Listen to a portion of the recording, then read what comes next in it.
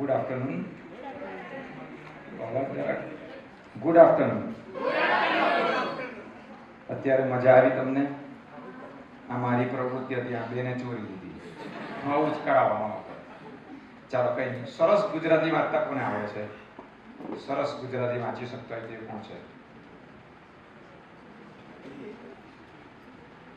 તમારા ક્લાસમાં છે ને કાગળ આવ્યો છે. આવો તો જોવા નથી મળતો, પણ આવો કાગળ આવ્યો છે કોઈનો.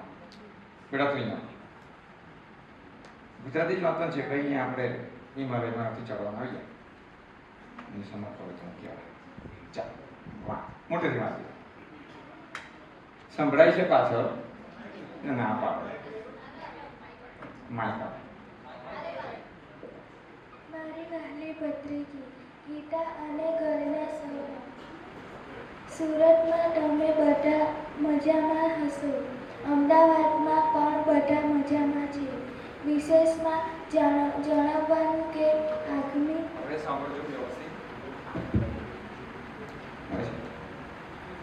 હવે આ આખો પત્ર વંચાય ને પછી હું 2 પ્રશ્ન પૂછીશ.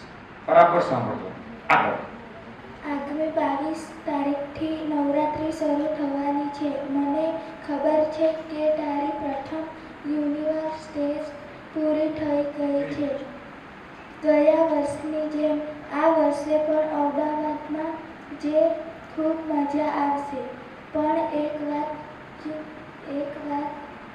વાણી બરાબર. સરસ.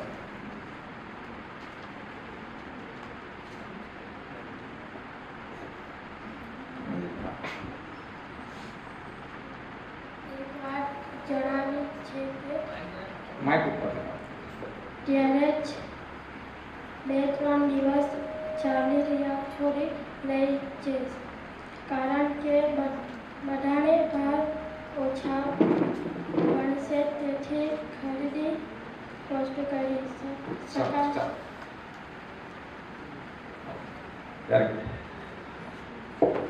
હું એકવાર વાંચી લઉં છું. બરાબર? તમને જ પત્ર લખેલો છે તમારી માસીએ. સુરતમાં તમે બધા મજામાં હશો. અમદાવાદમાં પણ બધા મજામાં છે. વિશેષમાં જણાવવાનું કે આગામી 22મી તારીખથી નવરાત્રિ શરૂ થાય છે અને તારી પ્રથમ યુનિટ ટેસ્ટ પૂરી થઈ ગઈ છે. મને ખબર છે ગયા વર્ષની જેમ આ વર્ષે પણ અમદાવાદમાં તું આવજે, ખૂબ મજા આવશે. પણ એક વાત જણાવી દઉં, અત્યારે 2-3 દિવસમાં ચણિયા ચોળી લઈ લેજે, કારણ કે હમણાં ભાવ ઓછો હોય તેથી ખરીદી વધુ કરી શકાશે. પછી લેવા જશે તો કિંમત વધશે અને મોંઘું પડશે. ત્યાંથી તને પસંદ ન પડે તો અમદાવાદમાં આવી જજે, અહીંથી આપણે લઈશું.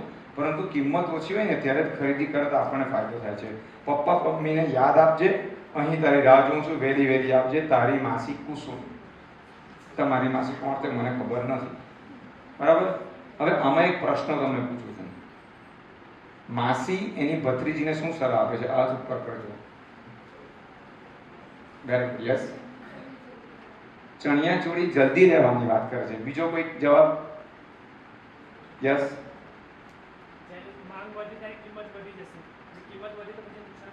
Very good. આ પોઈન્ટ છે. આપણે આજે જે ચર્ચા કરવાના છે ને તે આની જ ચર્ચા કરવાના છે. માંગના નિયમ તરફ આપણે આગળ વધીશું આજે. માસીએ શું સલાહ આપી કે જ્યારે વસ્તુની કિંમત ઓછી હોય ત્યારે લઈ લેવાની. સિઝનમાં તમે લેવા જાવ તો એ જ વસ્તુ વધારે ભાવે આપણે આપી હોય અને આપણને ખોટ જાય છે. તો આજનો આપણો ટોપિક શું છે? માંગનો નિયમ.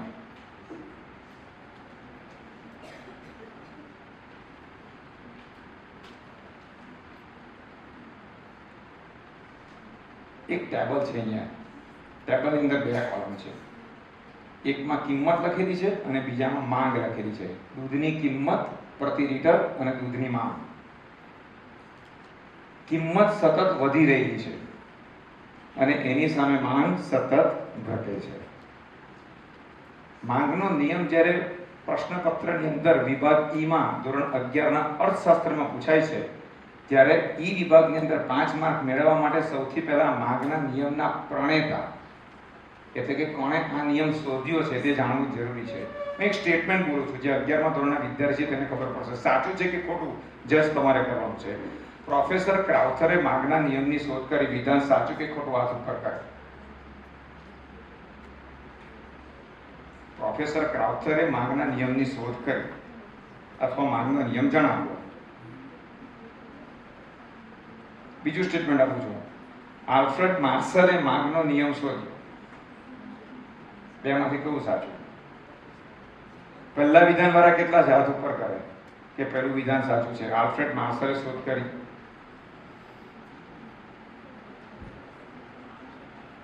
હા બોલો. Yes, very good. ક્રાઉથરનું સાચું છે, ચોક્કસ. કેટલા સંમત છે? 11 વાળા કેટલા છે? હાથ ઉપર કરે અહીંયા. Okay, yes. કોણે? માર્શલે. માર્શલ સાચો જવાબ છે, આલ્ફ્રેડ માર્શલે. તો માર્શલે આ નિયમની શોધ કરી. અને જ્યારે પણ અર્થશાસ્ત્રની અંદર જ્યારે કોઈ પણ નિયમો શોધાતા હોય ત્યારે મિત્રો યાદ રાખજો કે આ એક સામાજિક વિજ્ઞાન છે. 9મા અને 10મા પણ સામાજિક વિજ્ઞાનની અંદર એક અર્થશાસ્ત્ર આવે છે. અને કોઈ પણ નિયમો વૈજ્ઞાનિક નિયમની જેમ સાબિત થતા નથી, એ ધારણા આધારિત હોય છે. ધારણા એટલે અન્ય પરિબળો યથાવત રાખવાની વાત થાય છે. આની અંદર વસ્તુની કિંમત વધે છે પણ સાથે સાથે તમારા ખિસ્સા પણ ગરમ થઈ ગયા તો, આવક વધી ગઈ તો પણ માંગ વધશે ને. વસ્તુની કિંમતમાં કોઈ ફેરફાર ન હોય છતાં પણ તમે અટકળો કરો ભવિષ્યની અંદર, એવું પ્રિડિક્શન કરો કે ભવિષ્યમાં માંગ ભવિષ્યમાં ભાવ વધશે, તો આપણે અત્યારે પણ લઈ લઈએ. જે માસીએ સલાહ આપી કે આગળની અંદર કે સિઝનમાં નહીં લેતી, અત્યારે લઈ લેજે, એનું કારણ શું છે? એ માસી વિચારે છે, ભવિષ્યની અટકળ કરે છે. અત્યારે ચણિયાચોળીના ભાવની અંદર કે કોઈ પણ જાતના ફેરફાર થયા નથી, પણ ભવિષ્યમાં વધશે તો અત્યારે માંગ કરી દો. કિંમત સાથે એને લેવા દેવા નથી. તો વસ્તુની કિંમત અને માંગ વચ્ચેનો જે સંબંધ છે તે ઉલટો છે, વ્યસ્ત છે. એક વધે છે ને એક ઘટે છે. પણ ક્યારે સાબિત થઈ શકે? જ્યારે એક સ્ટેટમેન્ટ લાગે છે. 11મા ધોરણના વિદ્યાર્થીઓને બેઠા તેને ખબર છે કે અન્ય પરિબળ યથાવત રહે અને વસ્તુની કિંમત વધે તો માંગ સંકોચન પામશે, અને વસ્તુની કિંમત ઘટે તો માંગ વિસ્તરણ પામશે. વધારો ઘટાડો શબ્દો બોલવો નહીં, કારણ કે માંગનો નિયમ એ અન્ય પરિબળ આધારિત છે. વધારો ઘટાડો અને વિસ્તરણ સંકોચન સરળ લાગતા શબ્દો હોવા છતાં પણ તેમાં આસમાન જમીનનો ફેર છે. એમાં 8 કે 9 મુદ્દાનો તફાવત નેક્સ્ટ ટોપિકની અંદર આવે છે. એટલે જ્યારે પણ માંગનો નિયમ હોય ત્યારે યાદ રાખવાનું, અન્ય પરિબળ યથાવત રહે, વસ્તુની કિંમતમાં વધારો થતા તેની માંગમાં સંકોચન શબ્દ, ઘટાડો નહીં, સંકોચન શબ્દ વાપરવો. અને વસ્તુની કિંમતમાં વધારો થતા માંગ સંકોચન પામે છે, વસ્તુની કિંમતમાં ઘટાડો થતા માંગ વિસ્તરણ પામે છે. ક્લિયર?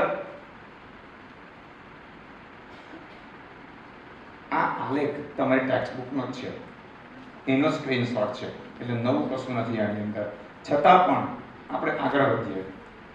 સૌથી પહેલા માંગ ધારણાઓ આધારિત છે. માંગનો નિયમ ધારણાઓ આધારિત છે. અને ધારણાઓ કઈ કઈ છે તેની શોર્ટકટ કી યાદ રાખજો. પ્રશ્નપત્ર આપણું ક્યારે લાંબુ થઈ જાય? જ્યારે મગજ વિચારવા બેસે તો. અને ઇકોનોમિક્સ, ઓસી આ સબ્જેક્ટ એવા છે જે વિભાગ ઈ ની અંદર વધારે મુદ્દાવાળા છે. અને વધારે મુદ્દાને શોર્ટકટથી યાદ રાખવા માટે ગ્રાહકોની વસ્તીની ભવિષ્યમાં અવેજી રહેશે. આ શોર્ટકટ કી છે. ગ્રાહકોમાં બે ગ્રાહકો છે, ગ્રાહકોની અભિરુચિ, ગ્રાહકોની આવક.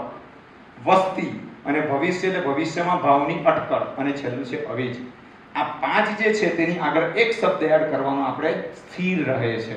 એટલે કે ગ્રાહકોની અભિરુચિ સ્થિર રહે છે, ગ્રાહકોની આવક સ્થિર રહે છે, વસ્તીમાં કોઈ ફેરફાર થતો નથી, વસ્તી સ્થિર રહે છે, ભવિષ્યમાં ભાવની અટકળો થતી નથી, સ્થિર રહે છે, અને અવેજી વસ્તુના ભાવમાં ફેરફાર થતો નથી. આ પરિબળો જો સ્થિર હશે તો અને તો જ માત્ર વસ્તુની કિંમત વધતા માંગ સંકોચન પામશે, અને વસ્તુની કિંમત ઘટતા માંગ વિસ્તરણ પામે. કોઈ પણ વ્યક્તિને કે કોઈ પણ સ્ટુડન્ટને માંગનો નિયમ પૂછે તો આમ કરી દેવાનું. આમ એટલે શું? આ કિંમત અને આ માંગ, આ ઘટે એટલે વધે છે, અને આ વધે તો આ ઘટે છે. પણ ઘટ વધ માંગના અનુસંધાનમાં ન બોલું છો, એની અંદર સંકોચન વિસ્તરણનો શબ્દનો જ ઉપયોગ કરજો. કિંમત વધઘટના અનુસંધાનમાં, જ્યારે માંગ વિસ્તરણ સંકોચનના અનુસંધાનમાં વાપરો. નહીં તો તમે હંમેશા વધઘટ, વધારો ઘટાડો, કિંમત અને માંગનો કરશો તો તમે અર્થશાસ્ત્રના માંગના નિયમનું ખૂન કરશો. આપણે ખૂની બનવાનું નથી. બરાબર છે? કારણ કે વિસ્તરણ સંકોચન અને વધારો ઘટાડો એ નવો ટોપિક છે જેની અંદર 4 કે 5 મુદ્દામાં તફાવત કરે છે. જ્યારે કિંમતને આધારે ફેરફાર થતો હોય તો તે વિસ્તરણ સંકોચન છે, અને કિંમત સિવાયના ફેરફારને કારણે જે પ્લસ માઇનસ થાય છે માંગની અંદર, જે વધારો ઘટાડો થાય છે તે વધઘટ કહેવાય છે. ઓકે, તો આ આપણે માંગનો નિયમ શીખવાનો છે. આમાં કોઈ તકલીફ હોય તો જણાવો. છે કોઈ તકલીફ?